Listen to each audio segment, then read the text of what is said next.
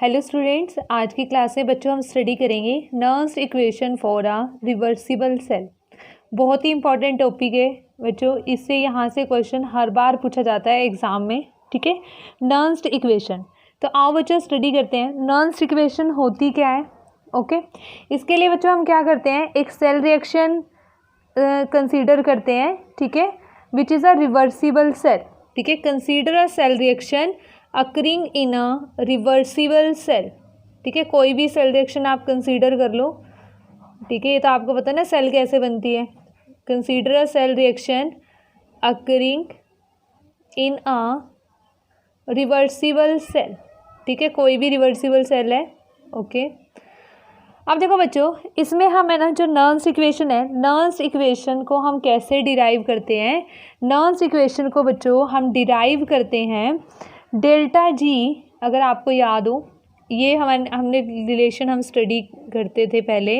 Delta G is equal to delta G naught plus R T L N of Q. Q क्या होता है बच्चों यहाँ पे, कोएफिशिएंट। ठीक है, मतलब जैसे हम इक्विलिब्रियम कांस्टेंट लिखते हैं ना, इक्विलिब्रियम कांस्टेंट में क्या लिखते थे आपके पास, इक्विलिब्रियम कांस्टेंट होता था बच्चों हमारे पास कि product of concentration of product upon में product of concentration of reactants at equilibrium. यहाँ पे कंडीशन क्या होती थी, एट इक्विलिब्रियम वाली कंडीशंस होती थी। और हमारे पास क्यू भी क्या होता था, क्यू भी यही चीज़ होती थी। ठीक है, इसमें तो सिर्फ इक्विलिब्रियम होता था बच्चों हमारे पास, और इसमें क्या होता था, क्यू का मतलब क्या होता था कि at any time it is a ratio of concentration of product to the concentration of reactant at any time, at any time.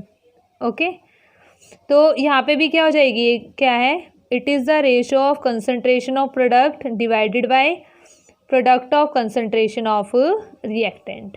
ठीक है, जिन बच्चों को, जो बच्चे ये भूल गए हैं, ठीक है, तो उनको आई थिंक सो अब ये चीज़ ध्यान में आ गई होगी।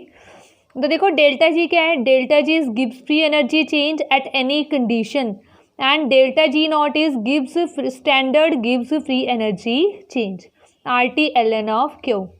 ये रिलेशन हमारे पास कहाँ से आया, ये रिलेशन हमारे पास थर्मोडायनामिक्स और इक्विलिब्रियम से आया है।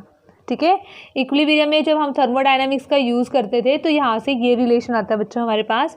तो इस रिलेशन को लेकर हम क्या डिराइव करेंगे, नर्म्स इक्वेशन। ठीक है, तो देखो यहाँ पे हमें तो E M F delta G किसके इक्वल होता है, एन ई एफ। ठीक है, एन एफ ई सेल लिख लो, is equal to delta G naught minus N F E naught cell plus R T L N of Q. ठीक है, ये पहले हम सिंपल क्यू ही लेके चलते हैं, फिर हम इसे ऑक्सीडेशन रिएक्शन के लिए, रिडक्शन रिएक्शंस के लिए, इनके लिए अप्लाई करेंगे। ठीक है, पहले हम ये यहाँ पे इतना ही लेके चलते हैं।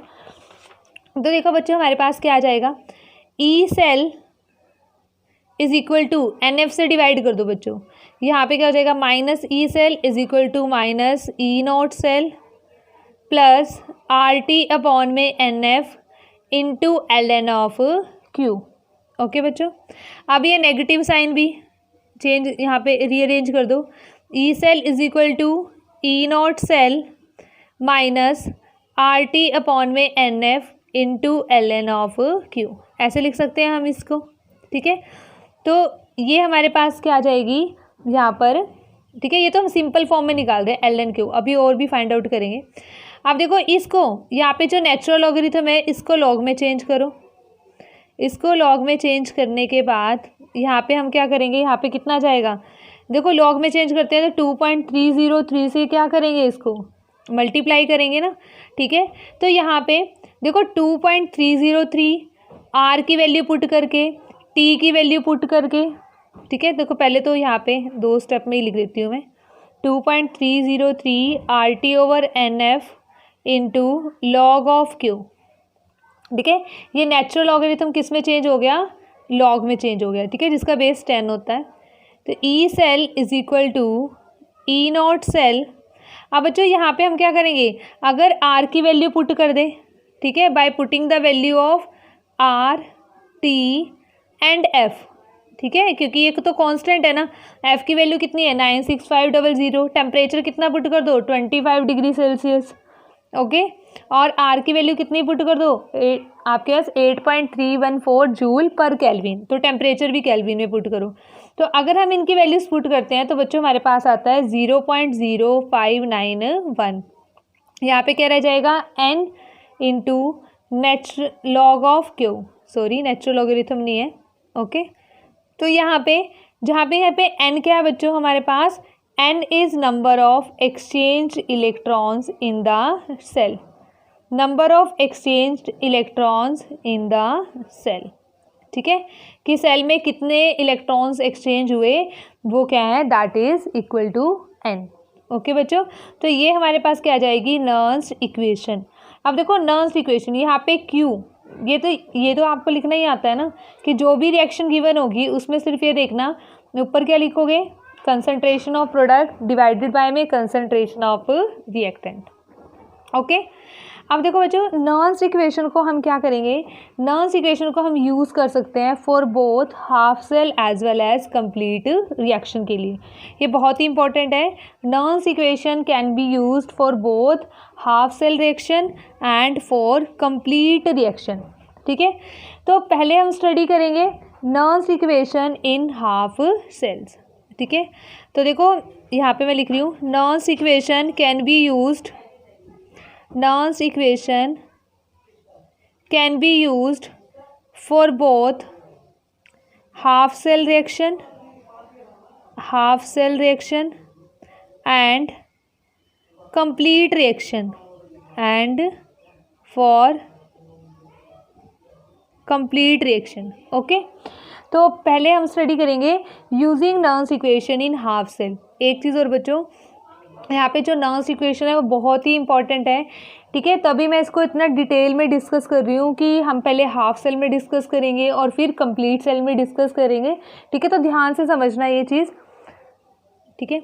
Using Nernst equation in half cell, Nernst equation in half cell, ठीक है। हाफ सेल में क्या बच्चों, एक तो हम केस कंसीडर करेंगे ऑक्सीडेशन हाफ सेल का और एक केस करेंगे रिडक्शन हाफ का, ठीक है। तो पहले हम केस डिस्कस करते हैं बच्चों, oxidation half cell reaction, oxidation half cell reaction, okay. तो देखो ऑक्सीडेशन हाफ सेल रिएक्शन हमारे पास क्या होती है, एक जनरल रिएक्शन कंसीडर करो कि एक हमारे पास मेटल है और ये किस में कन्वर्ट हो जाएगी, Mn पॉजिटिव में कन्वर्ट हो जाएगी, तभी तो ऑक्सीडेशन होगी ना, और N इलेक्ट्रॉन को ये क्या कर देगा, लॉस कर देगा। तो यहाँ पे क्या हो जाएगा, metal will changes into Mn positive, ठीक है। यहाँ पे ये एक्वस होगा और यहाँ पे मेटल क्या होगी, सॉलिड होगी, तो इसी तरीके से ऑक्सीडेशन होगी। तो देखो इसमें, ठीक है, अब इसके लिए इसको अप्लाई करो, इस इक्वेशन में वैल्यूज पुट करो, इसके लिए हमारे पास क्या हो जाएगी, E की वैल्यू कितनी आ जाएगी यहाँ पर, E ऑक्सीडेशन। देखो यहाँ पे हमने E सेल लिखा था क्योंकि ये पूरी सेल के लिए अप्लाई हो रही थी, यहाँ पे क्योंकि ये ऑक्सीडेशन हाफ सेल है तो हमारे पास क्या लिखेंगे हम, E oxidation potential. E oxidation का मतलब क्या है, oxidation potential, okay, is equal to standard oxidation potential minus 0.0591 divided by n, यहाँ पे क्या था, लॉग ऑफ Q। अब यहाँ पे Q की वैल्यू पुट करेंगे हम, लॉग ऑफ Q क्या होएगा बच्चों हमारे पास, concentration of product Mn positive and divided by concentration of M।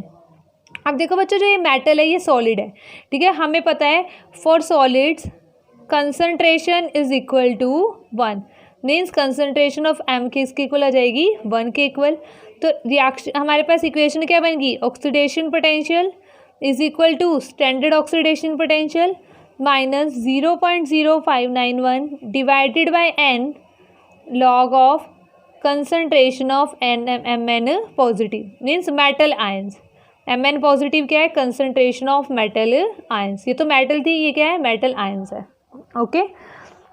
अब देखो बच्चों इस चीज़ में यहाँ से बहुत इंपॉर्टेंट क्वेश्चन बनते हैं कंपटीशन में, कैसे बनते हैं, ठीक है। जैसे स्टेटमेंट्स आ जाती है कि which of the following is true, which of the following is incorrect, ठीक है, कुछ भी क्वेश्चन पूछा जा सकता है। तो देखो बच्चों अगर Mn पॉजिटिव की वैल्यू हमारे पास डिक्रीज होगी, अगर हमारे पास Mn पॉजिटिव की वैल्यू डिक्रीज होगी, ठीक है, if concentration of Mn positive metal ions decreases, अगर ये वैल्यू डिक्रीज होगी तो लॉग की वैल्यू तो क्या होगी, बिल्कुल नेगेटिव में चली जाएगी। तो हमारे पास लॉग ऑफ Mn पॉजिटिव, ठीक है, क्या बन जाएगा हमारे पास, नेगेटिव बन जाएगा। ओके, अगर ये नेगेटिव वैल्यू हो जाएगी तो बच्चों हमारे पास ऑक्सीडेशन पोटेंशियल ऑफ एलिमेंट क्या हो जाएगा, इंक्रीज हो जाएगा, क्योंकि ये नेगेटिव नेगेटिव क्या हो जाएगी, पॉजिटिव। तो मतलब oxidation potential of element increases. ठीक है, स्टैंडर्ड ऑक्सीडेशन पोटेंशियल की बात नहीं कर रहे, किसकी बात कर रहे हैं, ऑक्सीडेशन पोटेंशियल की, इसकी बात कर रहे हैं, एलिमेंट इंक्रीजेस। तो देखो इस तरीके से हमारे पास क्वेश्चन आ जाता है। ठीक है, ऐसे स्टेटमेंट्स आ जाती है कि if concentration of metal ion decreases then oxidation potential of element increases. एक स्टेटमेंट में दे देगा रिडक्शन पोटेंशियल, एक स्टेटमेंट में, ठीक है, कुछ भी यहाँ पे इंक्रीज कर देगा, इसको चेंज कर देगा। ठीक है, तो आपको ये चीज़ लर्न नहीं करनी है, क्योंकि अगर लर्न करोगे तो ये कभी लर्न होगी ही नहीं। ठीक है, आपको सिर्फ इक्वेशन की हेल्प से उसको फाइंड आउट, उसे रीड आउट करना आना चाहिए। ठीक है, क्योंकि कई बार इक्वेशंस वो कुछ भी दे सकता है ना, ऑक्सीडेशन दे सकता है, रिडक्शन दे सकता है। ठीक है, रिडक्शन में ये वैल्यूज़ क्या हो जाएंगी, चेंज हो जाएंगी। रिडक्शन में क्या होगा, अगर Mn पॉजिटिव डिक्रीज होगा तो रिडक्शन पोटेंशियल एलिमेंट का डिक्रीज होगा। ठीक है, तो वहाँ पे कन्फ्यूज़न रह जाती है फिर। ठीक है, कन्फ्यूज़न होगी, तो इसलिए मैं आपको बोल रही हूँ कि इसको आपको रीड करना आना चाहिए। ठीक है, लर्न नहीं करना है। उसके बाद है बच्चों reduction half cell reaction, reduction half cell reaction. ठीक है, अब देखो रिडक्शन हाफ सेल में क्या होगा, Mn पॉजिटिव मेटल आयंस, ये क्या एक्वस में होते हैं, आयंस एक्वस में होते हैं ना।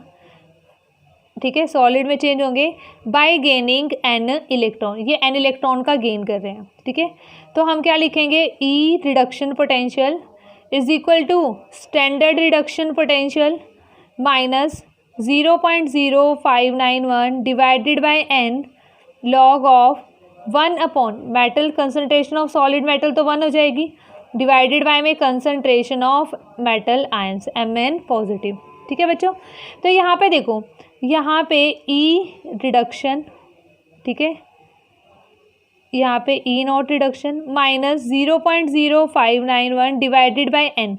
अगर मैं इस Mn पॉजिटिव को, ठीक है, यहाँ पे न्यूमरेटर में लेके जाना चाहती हूँ तो ये वैल्यू क्या हो जाएगी, पॉजिटिव। ठीक है, log of concentration of Mn positive. ठीक है, अब देखो बच्चों यहाँ पे अगर Mn पॉजिटिव डिक्रीज होगा, अगर हमारे पास यहाँ पे if concentration of metal ion Mn positive decreases then log of Nm positive become negative.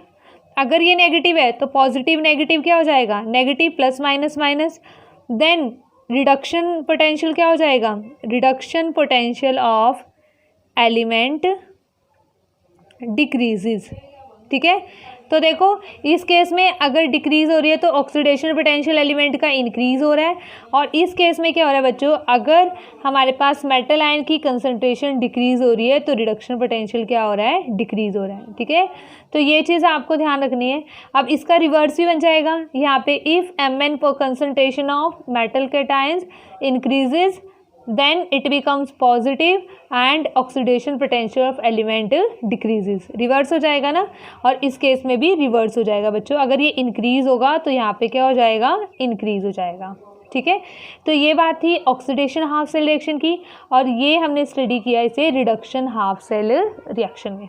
Okay बच्चों, तो नेक्स्ट क्लास में बच्चों हम स्टडी करेंगे for complete reaction, Nernst equation for complete reaction. ठीक है, और इसके कुछ हम न्यूमेरिकल्स भी करेंगे, इनको अप्लाई करना सीखेंगे हाफ सेल रिएक्शंस में भी और कंप्लीट सेल रिएक्शन के लिए भी। ठीक है स्टूडेंट्स, ओके स्टूडेंट्स, तो मिलते हैं फिर नेक्स्ट क्लास में।